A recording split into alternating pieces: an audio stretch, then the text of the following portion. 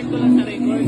Hanggang nakita ko mag-start, sumabay na talaga ako dun sa may potential na 260, ganun para malapit ko man lang. Dahil parang kung sakali naiwan ako sa banda dulo, malapit ako sa record. Kaso hanggang parang nakikita ko sa sarili ko, napakiramdaman ko na parang kaya kong sumabay. Sabi ko, hanggang 32K, iisip ko to. Hanggang sa pagdating ng 32K, ako pa yun na, kasama pa ako sa lead, tapos ako pa yung lead. Tapos, kasama ko si Sani sa likod.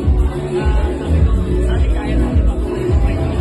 Hanggang sa pagdating ng 36, sigurado ako wala namin na record.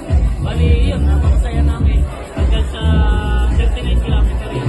Nag-uusap kami na kaya na namin breaking yung record. Eh doon sa, 39 lang po, eh doon sa nung last 3 kilometers lang, mas malapit na yun eh. Last 3 kilometers, nakaramdam ako ng cramps. Oh. Cramps, kaya